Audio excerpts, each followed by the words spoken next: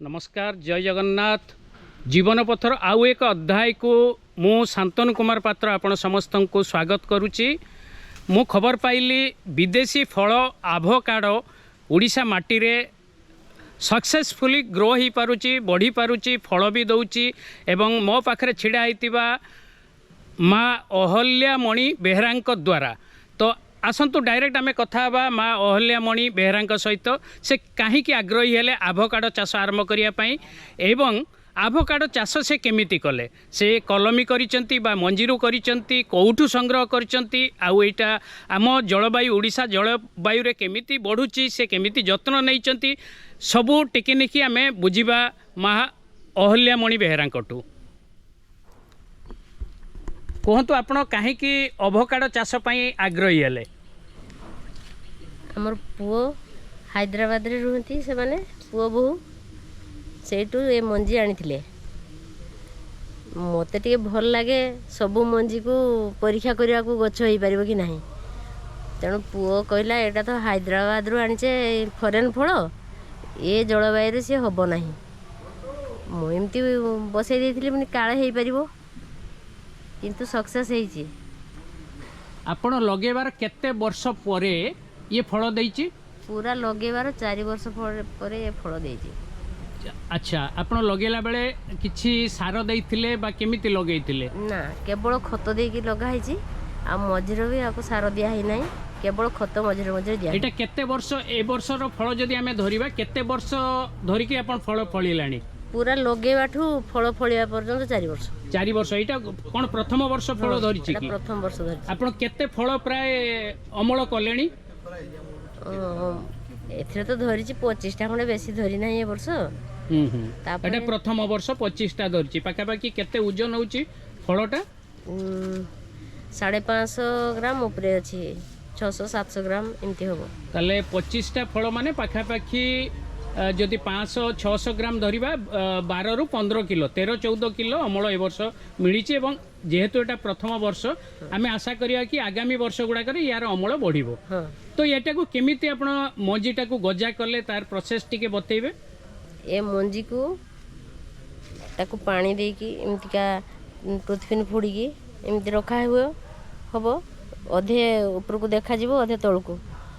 से फाटी की ऊपर को गछ बाहरिबो 3 मास लागिबो प्रोसेसिंग हेते। आज्ञा एटा फाटी गलाणी देखा जाउची फाटी आसिलाणी तळ को गजा बाहरिबो ऊपर को पत्र बाहरिबो। अच्छा तळ को चेरो बाहरिबो चेरोटा तळे जीवो तापर केते मास परे पुनी ताको नेबे माटी को बा कोनोसी पॉलिथिन जगह को? 3 मास परे 3 मास परे नेबे। अच्छा आपण ए जो गछ लगेले आपण गछ मूल रे मु देखुची आपण माटी भी देइचंती आउ किछि सार देइचंती कि? सार किछि भी देइना खत दिया हैछि। खत देइचंती केते झुडी खत प्राय लगेला बेले देइचंती? आउ लगेला बेले 3 झुडी खत दिया हैछि वर्ष को वर्ष मु खत दिए। अच्छा 2 झुडी 3 झुडी एमती दिए। अच्छा दर्शक बंधु मु जणे दिए ए जो आभोकाडो एटा मुख्यतः लैटिन अमेरिका रो देशीय फल एटा विदेशी फल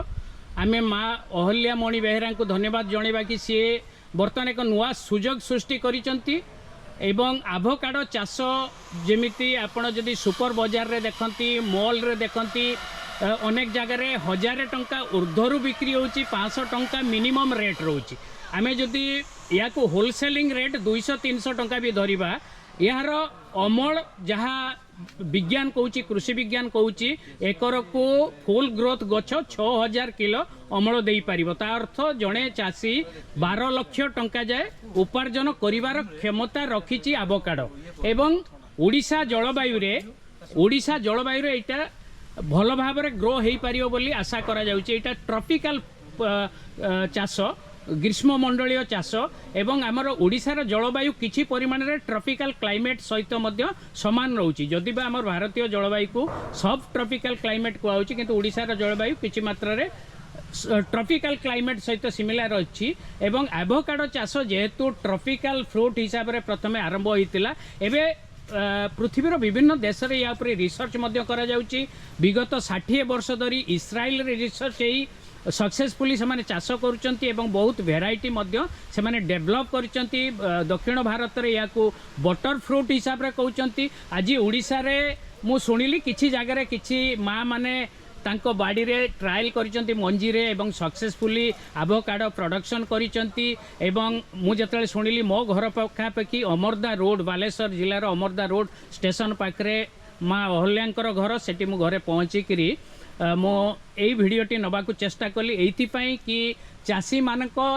पाई एटा गोटे लार्ज स्केल नुहे आग ट्रायल से माने करि परिबे आ एटा गोटे सुजोग दबो आमर चेस IIHR जोटा फल गवेषणा केंद्र बेंगलोर बा तांकर ब्रांच भुवनेश्वर रे अछि आमर Odisha university of agriculture and technology तांको गोटे इनपुट जोगेबो खोराक जोगेबो तांकर रिसर्च पाई तो मो माँ को धन्यवाद जणेबी सी गोटे नुआ आशार संचार करचंती ओडिशा रे तो माँ कोन कहबे एई फल को नेकी किछि संभावना आपण देखुचंती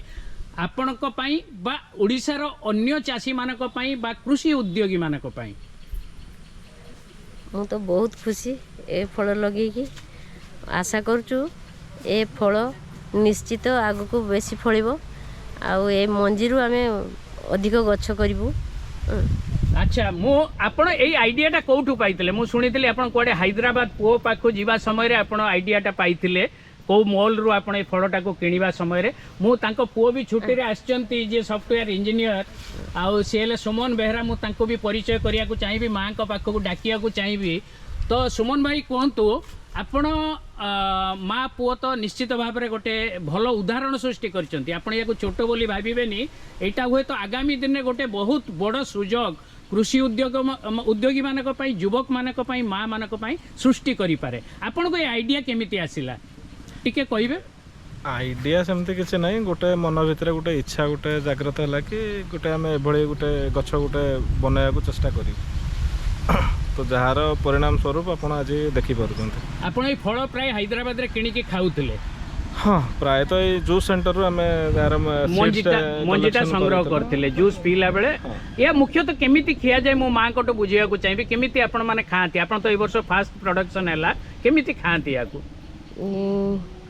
फलर उपरटा पूरा कला हो तापर ताकू दिफाड़ करा जिवो ता भितर मंजीटा बाहर कर दिया जिवो चामचर ताकू काढ़ी जूस करा जिवो ताकू क्षीर